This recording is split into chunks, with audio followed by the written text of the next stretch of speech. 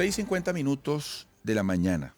Bueno, interesante pasearnos por este ambiente previo al referéndum consultivo convocado para el próximo 3 de diciembre sobre el referéndum, sobre la disputa territorial entre Guyana y Venezuela.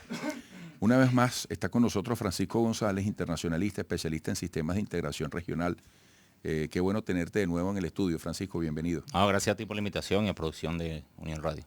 Bueno, lo hablábamos antes de ir al aire, este es un trabajo pedagógico que Sí. simultáneamente tiene que atender varios asuntos. Primero, el rescate para el conocimiento y manejo de tantos elementos históricos, jurídicos, y luego en el presente por dónde se debe impulsar esto, ¿no? Sí.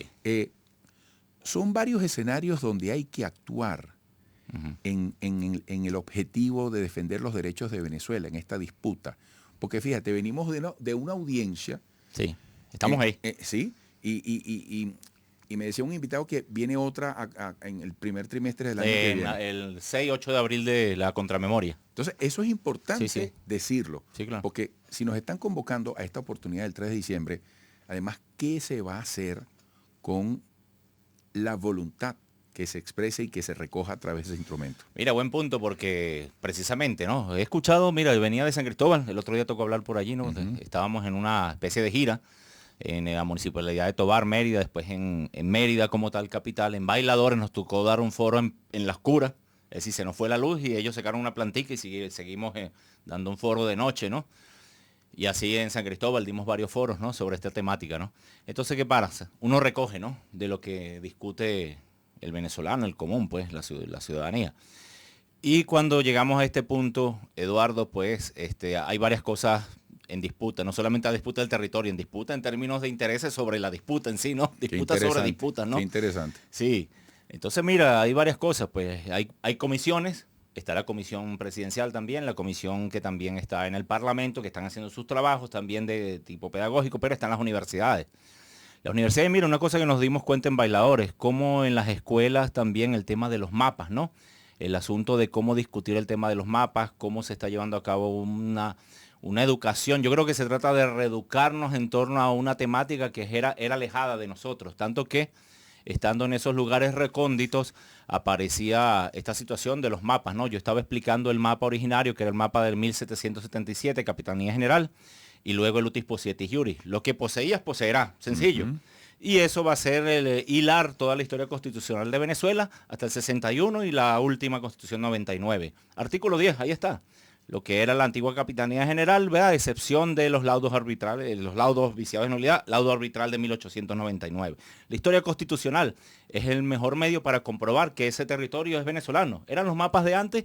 Lo que pasa es que si bien en los años 60, ¿verdad? A partir del documento Malle-Prévost, que aparece, que era mañada, el laudo arbitral de París, a partir de ese documento, resulta que el debate de esos años, pues, de la Cancillería venezolana ante la ONU hizo resurgir la temática en un momento parecido, ¿no?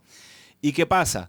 Se gana ese espacio, el Acuerdo de Ginebra, el artículo 33 de las Naciones Unidas, la resolución de las controversias por la vía pacífica. Eso fue el legado, ¿no? ¿Y qué pasa? Yo creo que en aquel momento Guyana, inteligentemente, ¿qué hizo? Guyana pone el mapa completo y aquí se pone lo que nos educaron, ¿no? Zona en reclamación. ¿Ve esto? ¿Ve esto? Con las rayitas. Con las rayas. Somos educados con las rayas en la cabeza. Mira, todas generaciones enteras. Crecimos con eso.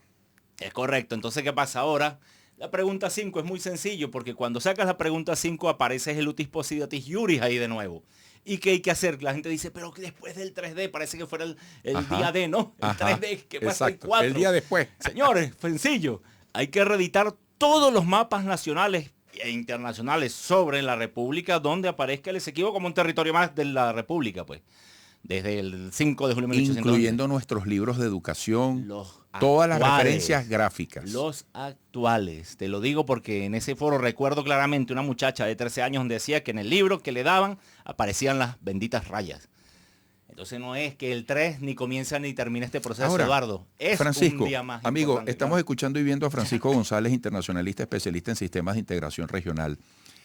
En la lectura que tú puedas compartir en este momento sobre las 5 preguntas, Sí. ¿cómo traducirías el objetivo que tiene cada una? Porque fíjate, en la 3, Sí. cuando se niega digamos, la jurisdicción, la idoneidad de la instancia de la Corte Internacional de Justicia como el escenario para dirimir este asunto, bueno, ¿a dónde hay que acudir? ¿Cuál es el escenario? ¿A dónde hay que acudir? El otro día me dijo un invitado, en la ONU, me decía, ajá, ¿a dónde se va? Bueno, mira, ve que la Corte la Corte tiene un estatuto que viene de la época posguerra, se fabrica en 46, 47, pero este estatuto, estuve revisando, ¿no? Y el estatuto también deriva de lo que era la antigua Liga de las Naciones. Eso falla. Y ese estatuto ni siquiera lo modificaron, continúa siendo para la adecuación de aquella época, ¿no?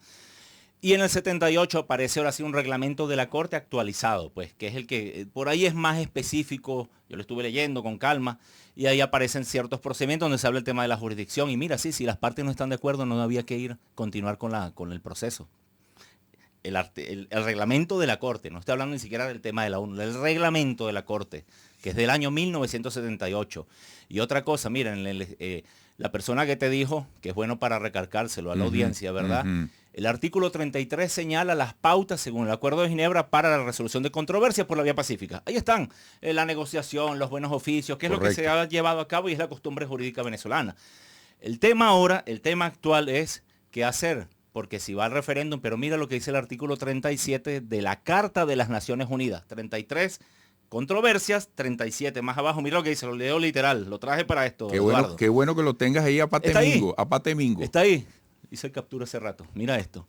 Si las partes en una controversia de la naturaleza definida en el artículo 33, el que estamos hablando, no lograran arreglarla por los medios indicados en dicho artículo, la someterán al Consejo de Seguridad. Si el Consejo, la parte 2 del artículo, si el Consejo de Seguridad estimare que la continuación de la controversia es realmente susceptible de poner en peligro el mantenimiento de la paz y la seguridad internacional, ¿estamos en esa situación? Sí.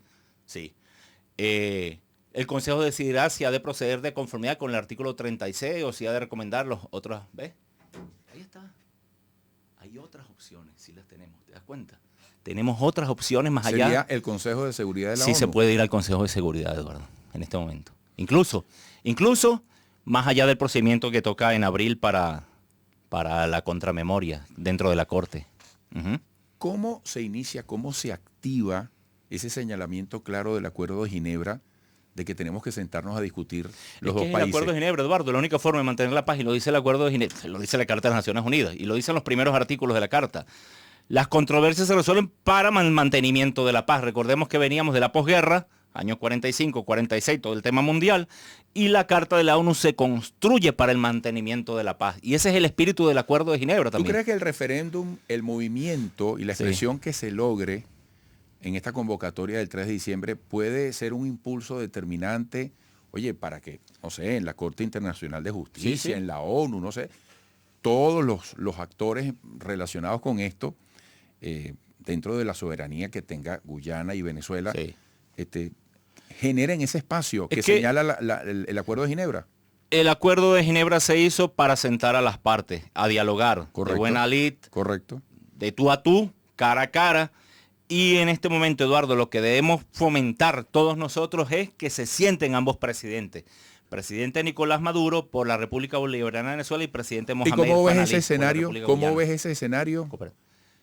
En este momento está difícil. ¿Por qué? Porque el presidente de Guyana, el presidente Maduro sí está llamando al diálogo directo, ¿no? Que es el Acuerdo de Ginebra. El presidente Mohamed Fanali no. Es más, antier. Dice cosas jugadas. Antier el presidente Mohamed Fanali estaba en una base militar a unas no sé cuántas millas ahí, unos kilómetros del Tamacuro, saludando a los soldados, a la familia de los soldados, en una base militar que es la más cercana a la frontera del Tamacuro. Eso es lo que te puedo decir. O sea, de aquel lado nos están dando señales de que se van a sentar hasta este momento. Y se puso, como diríamos en criollo, el caldo morado con la presencia de las transnacionales que están en la explotación del petróleo. Eso ya estaba desde 2015. Te estoy diciendo lo que está haciendo el presidente en estos días, porque todo es a día. Entonces la Corte sobre las medidas provisionales, que es una parte más del reglamento, no se ha pronunciado. ¿Ves que están tomándolo con más cuidado, Eduardo? Pero fíjate, está la variable, evidentemente y repetitivamente aludida, de la ExxonMobil. Claro, eso está ahí, pero vuelvo y te repito, eso ya estaba antes. Las transnacionales de 2000, mucho antes. Algunos hablan que Chávez había entregado por allá en 2004. Lo cierto es que Chávez lo que sí había hecho era que integraba en lo que era Petrocaribe y integraba en UNASUR a Guyana. Estaban allí. Eso estaba allí. ¿Ves? Y yo creo que en aquella época de la Venezuela superávit económico, ¿verdad? Que teníamos, y PDVSA con esa potencia que tenía en ese momento, también había la posibilidad de inversiones y esos proyectos. Y mira, detrás de esto, Eduardo, lamentablemente hay que ver que hay una élite también desde Inglaterra y Estados Unidos que plantea el hecho de que haya una posible guerra entre Guyana y Venezuela. Esa es la realidad concreta, ¿ves? Tú sabes, Francisco, que te escucho, se agotó el tiempo Sí, sí. y vuelve a mí la palabra diálogo, Sí, claro. que se ha vuelto tan presente entre los venezolanos como una meta conveniente, Claro. ¿no? Porque yo me pregunto si aquí hace falta lobby, más allá de los poderes ejecutivos de ambos países, Claro. de los hombres de las leyes, de las relaciones internacionales. Bueno, todo lo que sume será bienvenido. Es un ¿no? debate nacional para la paz. Y yo creo que el referéndum, más allá de las posturas, porque hay posturas de sí o no. Es libre albedrío, puede votar sí, puede votar no, hacer 5 preguntas. Pero el tema del debate nacional es importante y eso va a trascender el 3. Más allá de lo que se decide el 3, eso va a trascender el 3. Y Venezuela, bueno, sigue con la postura que no asume esa jurisdicción. Es que desde Angarita no se asumía esa jurisdicción porque era un debate para la paz, el diálogo con Guyana sobre esa temática. Y continúa esa lógica. El tema de la Corte es un tema que está allí, pero es un tema donde no se va a asumir esa jurisdicción. A diferencia de lo que pasó en Bolivia, que sí la asumí, bueno, y le salió mal la jugada a Bolivia ahí en la Corte, ¿ves? Bueno, Francisco, el tiempo se agotó, te agradezco y nos veremos pronto. Sí, esperemos que va a decidir la Corte sobre las medidas. Eso sale estos días antes del 3, seguro. Importante. Estos días, sí. Estaremos muy pendientes. Se llaman medidas provisionales, eso va a salir estos días, sí. Bueno, importantísimo con eso para que lo abordemos. Un gran abrazo. A ustedes. Francisco González, internacionalista, especialista en sistemas de integración regional.